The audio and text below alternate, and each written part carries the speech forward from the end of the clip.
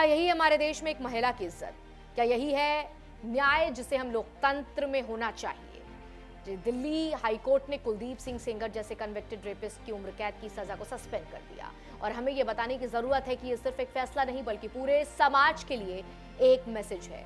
हमारे सामने सवाल खड़ा होता है, क्या अदालतों का भरोसा और कानून की ताकत भी केवल पावरफुल और वेल कनेक्टेड लोगों तक सीमित है?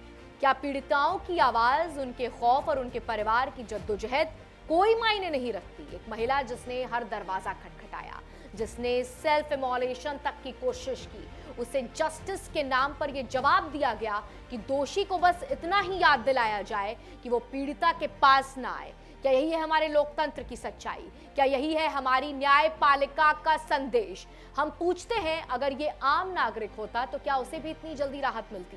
क्या ये जस्टिस सिस्टम केवल उन लोगों के लिए काम करता है जिनके पास पावर और पैसे हैं? ये सिर्फ सेंगर केस का मामला नहीं है, ये पूरे देश के लिए एक चेतावनी है कि क्या हम महिलाओं की सुरक्षा और उनके अधिकारों को सिर्फ शब्दों में ही सुरक्षित मानते रहेंगे या सच में उनके लिए स्टैंड करेंगे?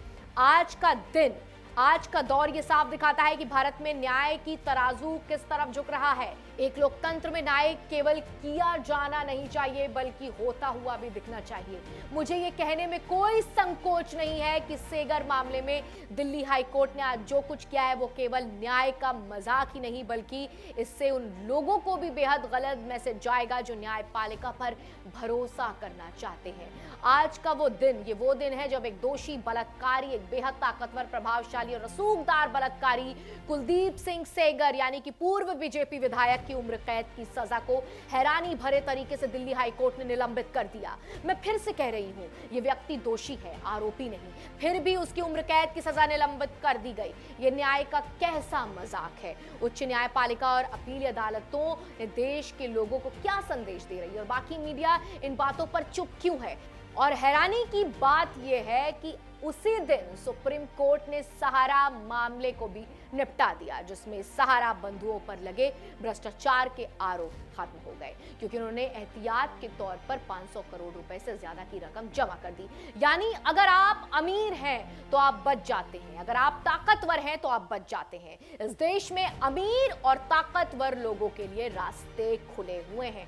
अब जरा सेंगर मामले की घटनाओं को आप याद कीजिए। ये वो मामला है जिसने 4 जून 2017 को बलात्कार हुआ। ये मामला तब सुर्खियों में आया जब पीड़िता हर दरवाजा खटखटाकर थक जाने के बाद 8 अप्रैल 2018 को आत्महत्या यानी कि सुसाइड करने की कोशिश करती है।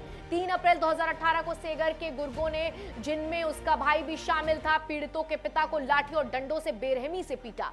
इसके बाद पिता को गिरफ्तार कर लिया और 9 अप्रैल 2018 को उनकी न्याय हिरासत में मौत हो गई। इससे ज्यादा भयावह घटना 28 जुलाई 2019 को हुई जब पीड़िता, उसके वकील और उसके 2 मौसियों की कार को एक ट्रक ने कई बार टक्कर मारी। ये एक जानलेवा हमला था जिसमें पीड़िता की 2 मौसियों की मौत हो गई।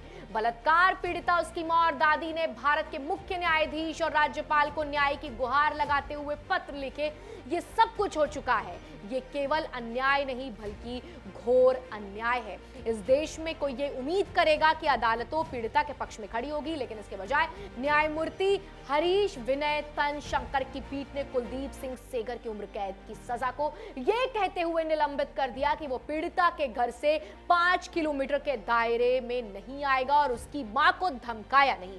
इसका मतलब यह है कि अदालत एक दोषी बलात्कारी और हत्यारे के नैतिक विवेक पर भरोसा कर रही है और उससे कह रही है कि वो पीड़िता को और नुकसान ना पहुंचाए। हम अदालतों का सम्मान करते हैं और उनके फैसलों का भी, लेकिन इस निर्णय से हम पूरी तरीके से असहमत हैं। कुलदीप सिंह सेंगर जैसे मामले में सबसे सख्त उदाहरण पेश किया जाना चाहिए।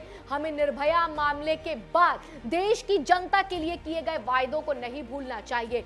खुद निर्भया की मां ने भी कहा है कि वो इस फैसले से स्तंभ है। हमारे देश की समस्या यह है कि हम मान लेते हैं कि जनता की याददाश्त छोटी होती है, लेकिन इन खबर में हम यहां राजनेताओं और न्यायपालिका दोनों को जनता के प्रति उनकी जिम्मेदारी याद दिलाने के लिए है। आपको बता दें कि ये पूरा नेटवर्क जो है वो जनता के साथ है। हमें उम्मीद है कि दिल्ली हाई कोर्ट का ये फैसला किसी उच्च अदालत द्वारा पलटा जाएगा।